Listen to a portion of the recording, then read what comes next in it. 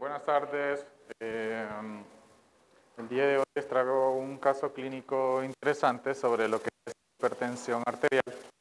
Es algo bien práctico para que pongan en cuenta todo lo que se abordó ahora y que aclare tal vez un poquito de las dudas que tenían hasta hace poco respecto a este tema. La hipertensión, creo que haga un poquito de silencio. O sea, la hipertensión, como bien se había comentado, es una de las causas de morbimortalidad y las consultas clínicas más frecuentes que nosotros tenemos en la consulta. No solo en las unidades de atención primaria, sino también al tercer nivel de atención.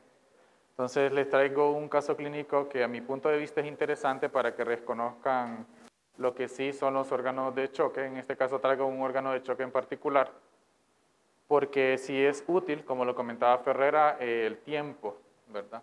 Para que el paciente sea referido y que se hagan intervenciones oportunas.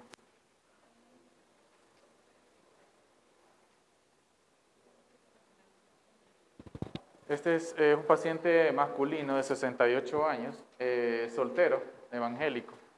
Es un paciente sin hogar. Él consigue pasar la noche generalmente en el Porsche, dice, de la alcaldía de acá de Tegucigalpa. Este paciente es traído a la emergencia de medicina interna, lo recibimos la semana pasada, lo recibí, con una tensión arterial de 180-110, esta es la frecuencia cardíaca, coincidía con el pulso, con una respiratoria de 22 y saturando 98. Con esta información les quiero preguntar a ustedes algo. ¿Consideran a este paciente como una urgencia hipertensiva o una emergencia hipertensiva?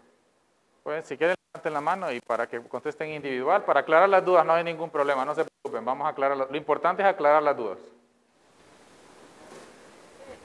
Buenas tardes. Yo considero que sería una urgencia hipertensiva al inicio, porque todavía no hemos indagado en el examen físico del paciente, no hemos determinado si hay un órgano diana que esté afectado. Entonces, para mí considero que es una urgencia hipertensiva. Gracias. Correcto. Correcto, es exactamente. Hasta este punto es una urgencia hipertensiva y como usted muy bien lo acaba de decir, todavía no tenemos el examen, no tenemos la historia de la enfermedad actual del paciente, no tenemos el examen físico que nos pueda orientar si existe en realidad un órgano de choque en particular con él. Ya identificando un órgano de choque, nosotros podemos ya decir de que el paciente está cursando con una emergencia hipertensiva como tal.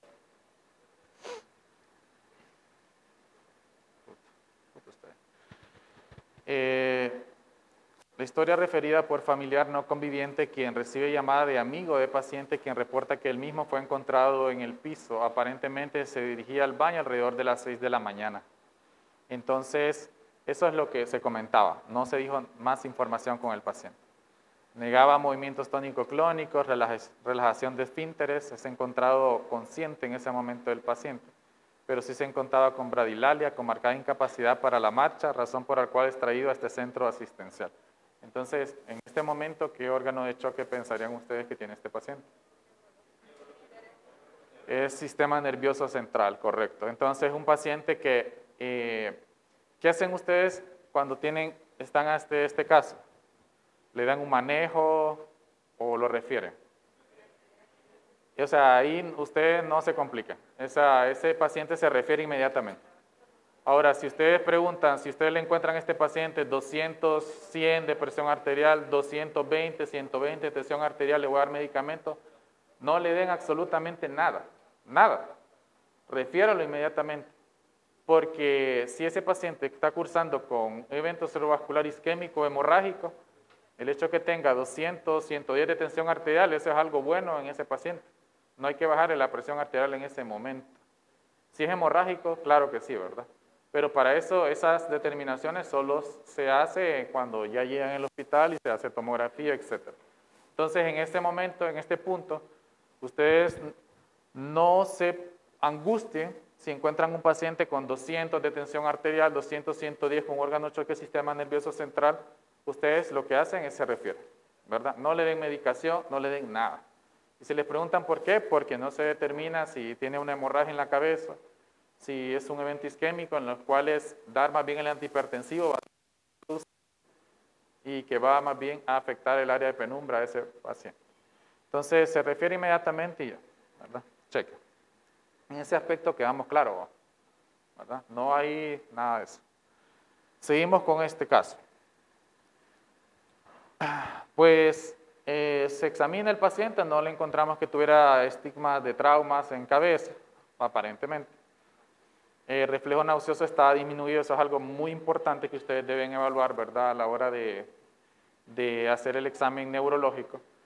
No siempre la focalización neurológica va a debutar con disartria, no solo va a debutar con una hemiplegia o hemiparesia, a veces son bien sutiles, como disminución de reflejo nauseoso.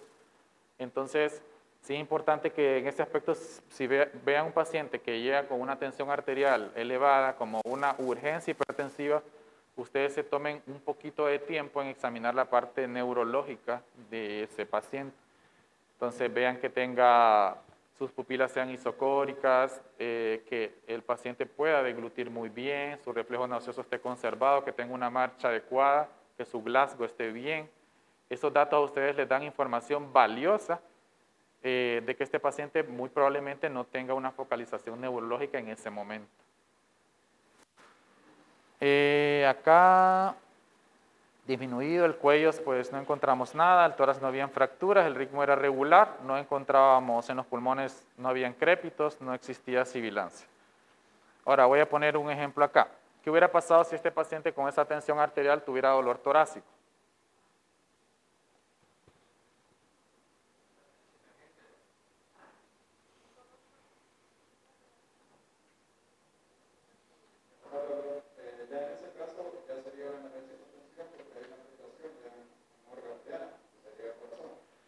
Ok, entonces ahí se complica un poco más la cosa porque ahí pues sabríamos que está con una angina el paciente. Para determinar si es un síndrome coronario debe cumplir 2 de 3 criterios. Uno clínico, uno laboratorial y el otro sería clínico, laboratorial y electrocardiográfico. Entonces generalmente el que nos lleva a nosotros en las unidades de atención primaria, y a veces, ¿verdad? Hay a veces electrocardiógrafos para hacer un electrocardiograma, donde nosotros podemos, pues, tener un poquito más de información en este caso. Y muchas veces no hay en las unidades de atención. Yo trabajé como médico general casi 3 años y medio. Yo sé, ¿verdad?, las deficiencias que hay en las unidades de atención y no hay electrocardiógrafo, no hay, o sea, no hay. Entonces ahí solo es la clínica del paciente y que Dios le ayude a uno. Entonces, llega con un dolor anginoso, un paciente con hipertensión, pues yo en lo personal les recomiendo que puede ser el paciente de recursos limitados o en una área postergada, pero creo que sí es importante que ese paciente sea referido, ¿verdad? Sí es conveniente porque estamos hablando de que eso le puede salvar la vida a él o a ella. ¿Por qué? Porque en el hospital pues se va a determinar si cumple criterios, se van a mandar troponinas cardíacas, se le va a hacer un electrocardiograma y a veces, aunque ustedes tuvieran acceso a troponinas cardíacas, en el momento en que se las realizan están negativas, eso no descarta en ese momento que estuviera con un síndrome coronario. Entonces, tengan mucho cuidado en ese sentido con las urgencias hipertensivas y al evaluar los órganos de choque como tal. Pulmones estaba bien. En abdomen, pues no había dolor abdominal, estaba benigno, genitourinario sin alteraciones, extremidades sin edema, ¿verdad? Los pulsos estaban bien, piel no había hematomas ni nada, y el Glasgow sí había caído un punto, tenía dificultad para la marcha y tenía tosis palpebral izquierda el paciente. Entonces aquí evidentemente estamos ante un paciente con una focalización neurológica.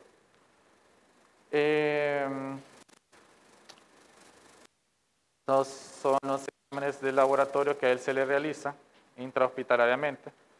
Esto es el recuento de blancos, estaba dentro de rangos normales, hemoglobina, aquí están los valores de referencia de cada uno, el hematócrito y las plaquetas, neutrófilos igual y los tiempos de coagulación. Aquí no observamos ningún tipo de alteración, la verdad.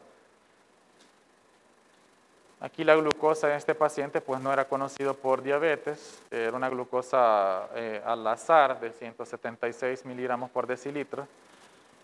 Tenía una creatinina de 3.10, un boom de 42 en ese momento, y estos eran los niveles de sodio y potasio que tenía una lesión renal el paciente. No sabemos si era aguda o crónica, probablemente, no sé, eso se aborda para determinar si es agudo o crónico. Muy bien. Ok. Hasta este punto yo quiero que quede algo claro, ¿verdad? Con respecto a los órganos de choque. Número uno, ya les han hablado mucho, Ferreira les ahondó mucho a profundidad a eso. Entonces, órganos de choque se pueden manifestar en ojo, en retina, con pérdida de la visión, el sistema nervioso central con focalizaciones neurológicas que pueden ser sutiles y en donde ustedes tienen que tener mucho cuidado, esos pacientes que le llegan con vértigo, si no saben si son centrales o periféricos. La manera más fácil de saber si son centrales o periféricos es si existe una focalización neurológica. Para eso hay que revisarlo. Focalización neurológica es que tenga, por ejemplo, el paciente disminución de la fuerza de alguna extremidad, disminución de reflejo nauseoso, hiporreflexia, algún dato anormal al examen físico, si tiene alteración de pares craneales, etc. Eso nos va a indicar que tenga una focalización neurológica. Entonces ya el vértigo es central y significa que es un paciente con órgano de choque sistema nervioso central. Entonces eso hay que tener mucho cuidado. Los síndromes aórticos agudos, ese paciente con dolor, no solo de tórax puede ser coronario, sino también a veces puede afectar a aorta. Entonces eso hay que tener mucho cuidado. Y lo comentaba Ferreira también en riñón, el paciente con hematuria, hipertensos, con elevación de creatinina. Entonces sí es importante, ¿verdad?, que nosotros ahondemos en eso, o por lo menos pues pensemos si vemos esos datos laboratoriales en estos pacientes de que pudiera estar cursando un órgano de choque riñón. Y que es un órgano de choque y que hay que referir al paciente también, ¿verdad? Puede tener, ustedes reciben al paciente hipertenso, le hacen un general de orina y encuentran hematuria en ese paciente y elevación de creatinina, tal vez 1.5 de creatinina, ese paciente probablemente tiene un órgano de choque riñón y tienen que referirlo, ¿ok? Esta es la tomografía del paciente. Tiene un infarto cerebeloso, ¿verdad? Entonces, esto que ven aquí es el área hipodensa que se observa en la tomografía. Entonces, efectivamente, el paciente sí cursa con un evento cerebrovascular, no solo clínicamente, sino que ya por tomografía ya se observa que hay una lesión ya establecida en este caso. ¿Qué hubiese pasado si a este paciente, en los pacientes con eventos isquémicos, como en este caso las presiones arteriales sistólicas tienden a ser más permisivas de lo normal? Entonces, incluso se le indica tratamiento si sobrepasan los 220, 110 de tensión arterial. Si hubiera sido hemorrágico, obviamente esa tensión arterial hay que bajarla, que tenga una sistólica de 140 por lo menos, y rápido, ¿verdad? O sea, por eso es la importancia, ¿verdad?, de referir rápido para que se le dé un manejo en ese sentido oportuno y que no vaya a haber mayor consecuencia.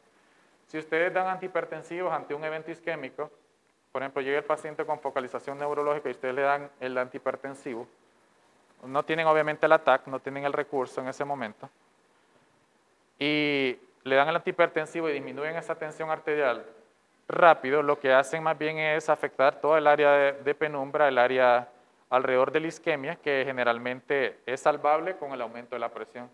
El aumento de la presión es compensatorio muchas veces, ¿verdad?, ante la injuria que se está dando del evento isquémico. Ese es un mecanismo compensatorio que se está dando fisiológicamente, compensando eso. Entonces, al disminuir la tensión arterial, ustedes dejan sin flujo sanguíneo estas áreas alrededor y el evento, la área de lesión se extiende aún más. Entonces, lejos de mejorar, más bien se empeoró todo lo que se tenía. Por eso es la importancia mejor de referir a los pacientes ¿verdad?, que ustedes sospechan que están cursando con un evento cerebrovascular.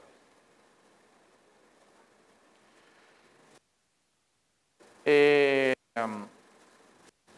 paciente posteriormente pues se ha evaluado conjuntamente con el servicio de neurología, se le da manejo antiedema, posteriormente se controla las cifras tensionales, se le inicia en ese sentido atorvastatina y posteriormente ya antiagregación y anticoagulación y ya se traslada a sala estable. Entonces, yo solo quiero que ustedes en este punto les quede bien claro el concepto de urgencias y emergencias hipertensivas. La importancia de la referencia oportuna, lo comentaba Ferrer. Nosotros trombolizamos los eventos isquémicos, por ejemplo, eventos isquémicos como este, si llegan antes de las 4 horas, 4.5 horas, Seguro Social cuenta con Alteplaza. En algunos casos, en algunos familiares en el hospital escuela pueden comprar la Alteplaza, cuesta como 50.000 empiras aproximadamente, y se trombolizan estos pacientes. Si llegan en periodo de ventana, si ustedes lo refieren rápido, llegan, se hace TAC y es isquémico y cumple todo, entonces se hace la trombolisis y el paciente tiene mejoría clínica, ¿verdad? Si tenía la hemiparesis y todo, puede mejorar clínicamente. Entonces, esa es la importancia de ustedes referir rápidamente al paciente porque pueden salvar prácticamente, ¿verdad?, de secuelas neurológicas permanentes si en este caso oportunamente el paciente llega.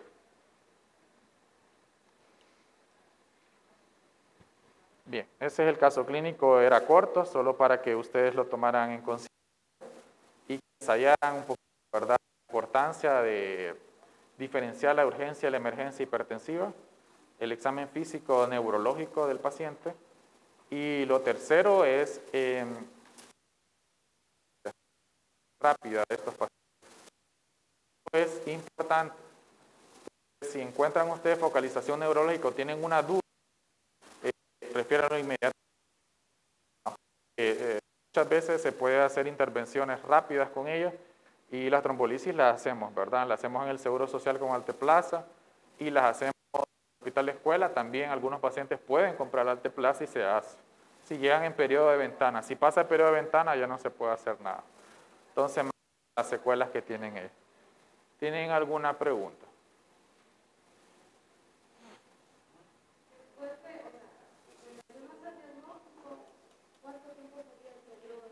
Desde el inicio de los síntomas, 4.5 horas, sí, aproximadamente. Eso es lo máximo en eventos isquémicos. En los coronarios, hasta 12 horas, más o menos unas 12 horas. En eventos cerebrovasculares isquémicos. Sí, sí, exacto, así es. Eventos cerebrovasculares. Hemorrágicos no se trombolizan. No, eso ya es, puede ser, eso es quirúrgico, ¿verdad? Pero igual el tiempo es importantísimo para el drenaje por neurocirugía. Pero sí. Si tienen alguna otra duda.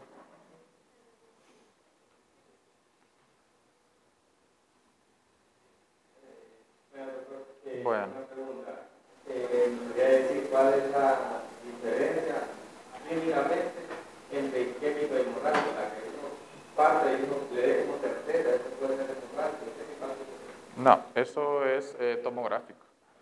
Sí, usted no puede diferenciar usted no puede diferenciar por clínica quién es isquémico ni quién es hemorrágico, pero claro, hay algo que usted observa en las emergencias, que el paciente con un evento cerebrovascular hemorrágico, el deterioro neurológico es horrible. O sea, el paciente ya con Glasgow de 5 es para tubo. Generalmente nosotros decimos, este es hemorrágico, con solo verlo. Y dicho y hecho, es una Fisher 4, cuestiones así de ese tipo, hemorragia subarachnoidea. Casualmente ahorita tenemos en la observación, en esa área estoy ahorita, o sea, pacientes que llegan así rápido, o sea, son hemorrágicos. Todos tienen deterioro rápido y caen a tubo rápido. El isquémico, pues sí, ya con deterioro neurológico, pero usted no lo ve tan afectado. Pero algunos isquémicos tienen transformaciones hemorrágicas también. Sí. Vale.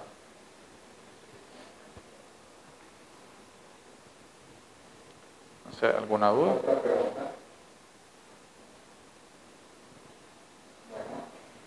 Un aplauso al doctor. Gracias. Esto lo apago aquí.